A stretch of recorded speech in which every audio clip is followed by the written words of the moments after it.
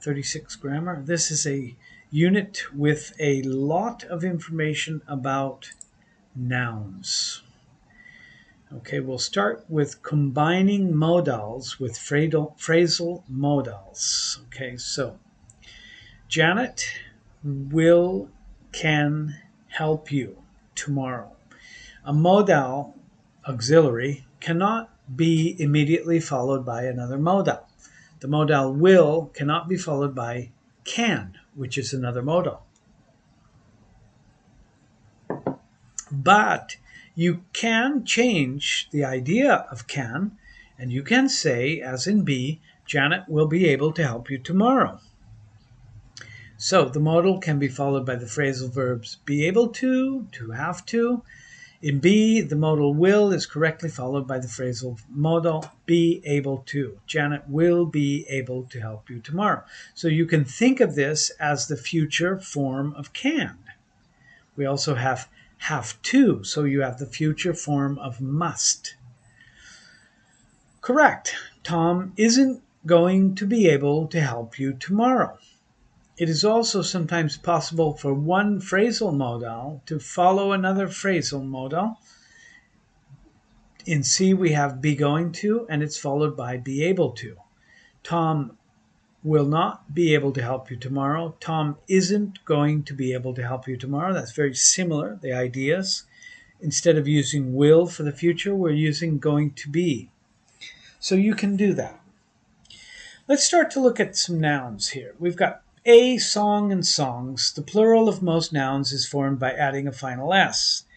B boxes. Final es is added to nouns that end in ch, cs, ch, s, and z and x, z or zeta. Baby, babies. The plural of words that end in a consonant plus y is spelled IES. So baby, we have a B, which is a consonant, Y, which is the final letter, so we must change the Y to I and add ES. D, man, men, woman, women, child, children, ox, oxen, feet, foot, feet, goose, geese, tooth, teeth, mouse, mice, louse, lice. All of these nouns have irregular plural forms that do not end in s. You just have to learn them. These are not very many, and maybe the most common are man, woman, child, foot, tooth, and maybe mouse. E, echo. Echoes, hero, heroes, potato or potato, potatoes, potatoes, tomato, tomato, tomatoes, tomatoes. Some nouns that end in o add es to form the plural. So those are the few that you have to add the e. Many others, such as auto, autos, studio, studio, piano, pianos, kangaroo, kangaroos. That's missing an S. Studios, sorry. Video, videos, solo, solos, memo, memos, photo, photos, ghetto, ghetto, ghettos, tattoo, tattoos, radio, radios, kilo, kilos, zoo, zoos, sopranos, sopranos. These are nouns that end in O. You add an S to make the plural. You just have to learn them.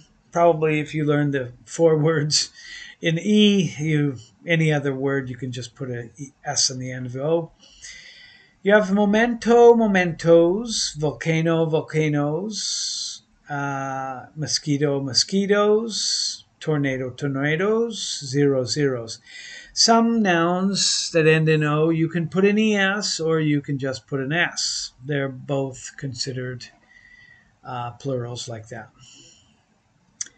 H, calf, calves, half, halves, knife, knives, shelf, shelves, life, lives, loaf, loaves, self, selves, scarf, scarves, scarfs, thief, thieves, wolf, wolves, leaf, leaves. Some nouns that end in F or FE are changed to VES to form the plural. That's pretty common. Belief, beliefs, chief, chiefs, cliff, cliffs, roof, roofs. Some nouns that end in F simply add an S. There's not very many of them, but these are just to add an S. One deer, two deer, one series, two series, one fish, two fish, one sheep, two sheep, one means, two means, one shrimp, two shrimp, one offspring, two offspring, one species, two species. Some nouns have the same singular and plural. Criterion, criteria, phenomenon, phenomena, crisis, crises. These are Greek words. Cactus, cacti or cactuses, fungus, fungi, fungus, parentheses, parentheses, stimulus, stimuli, syllabus, syllabi or syllabuses, bacterium, bacteria, formula, formulae or formulas, curriculum, curricula, vertebrae, vertebrae, vertebra, vertebrae, appendix, appendices or appendixes, medium, media, index, indices, indexes, memorandum, memoranda, analyses, analysis, basis, basis. These are all Greek and Latin. These are all Latin words. We have also oases, oasis, nucleus, nuclei, hypotheses, hypotheses, thesis, thesis, datum, data. Fishes is also possible, but rarely used, especially in British English. The plural of shrimp can be shrimps. You can do exercise 1 and 2 if you have access to that self-study. Let's look at possessive nouns. We have the girl, the girls. Okay, to show possession, you add an apostrophe and an S to a singular noun. Girl is singular. The girl's book is on the table. Okay, that is a singular noun. We just add apostrophe S. Tom, Tom's. Okay, my wife, my wife's. D, a lady, a lady's. And E, Thomas, Thomas's or Thomas's. If the singular noun ends in S, there are two possible forms. You can either add an apostrophe and an S, Thomas's book, or you can just add an apostrophe, Thomas's book.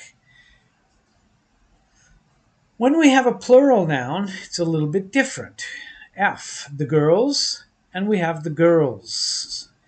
Only an apostrophe is to a plural noun that ends in S. The girls' books are on the table. An apostrophe and an S to nouns that do not end in S. The men's books are on the table. So men is irregular, there's no S. So you just add an apostrophe in S, even though it is plural. Their wives becomes their wives. The ladies becomes the ladies. The men becomes the men's. My children becomes my children. Okay, you can do exercise 3 and 4 if you've got access there. Let's look at nouns as modifiers. The soup has vegetables in it. It is a vegetable soup. The building has offices in it. B, it is an office building. When a noun is used as a modifier, in other words, like modifying another noun, like an adjective, it is in its singular form. So vegetable modifies soup. It is a vegetable soup. Office modifies building in it is an office building. It's like an adjective. It is a big building. It is an office building. The test lasted 2 hours. It is a 2-hour test. Her son is 5 years old. She has a 5-year-old son. When a noun used as a modifier is combined with a number expression, like 2 hour, the noun is singular and a hyphen is used. Okay, you see there's a hyphen between 2 and hour. That's like, we think of this as one word. So it's like an adjective. It is incorrect to say she has a 5-year-old son. 5-year-old son. All of those are like one word. They're all singular. Singular. Adjectives never take a final S. We don't say beautiful's pictures. Nouns used as adjective never take a final S. So we have no vegetables soup. Count and noun count nouns. I bought a chair. Sam bought 3 chairs. B, we bought some furniture. Sorry. Chair is a count noun. Chairs are items that can be counted. Furniture is a non-count noun. In grammar, furniture cannot be counted. We bought some furnitures. It's not possible. You don't add an S to an uncount, a noun count. We bought a furniture. It's not possible because A is like one, so we cannot say it's one furniture. It's like a mass of chairs, sofa, tables, so we consider it uncountable.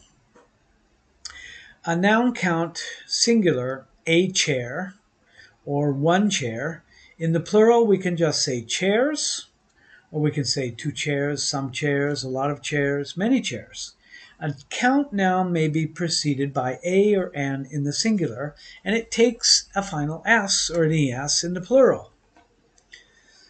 A noun count noun, on the other hand, furniture. There is no plural form. We say some furniture, a lot of furniture, much furniture. A noun count noun is not immediately preceded by a or an an, which means one. Has no plural form, so it does not take an s. All right, this little symbol means nothing. It's the null sound. Furniture, I have some furniture, or I have furniture. Let's look at noun count nouns a little closer. A, I bought some chairs, tables, and desks. In other words, I bought some furniture. Many noun count nouns refer to a whole that is made up of different parts. So, for example, furniture represents a whole group of things that is made up of similar but separate items. B, I put some sugar in my coffee. Sugar and coffee represent whole masses made up of individual particles or elements. You really can't count in any way sugar or coffee. You can count the cups, or you can count the packets of sugar, whatever, but you can't count the sugar. So no S on those. I wish you luck. Many non-count nouns are abstractions. In C, luck is an abstract concept, an abstract whole. It has no physical form. You can't touch it. You can't count it. So it's considered uncountable. Sunshine is warm and cheerful.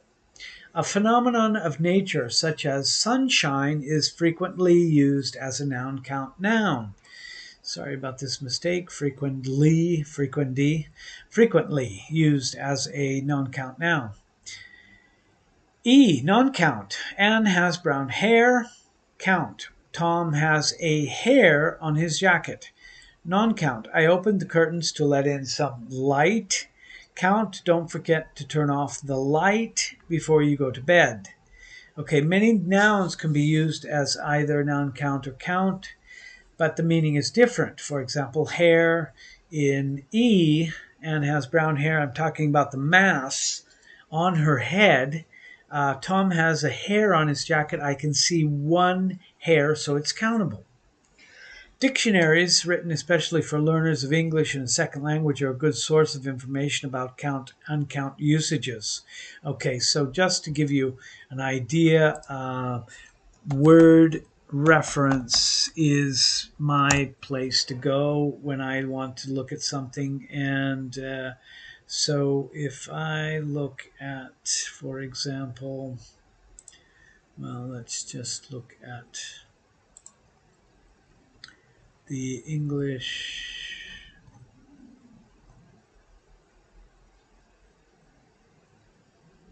definition.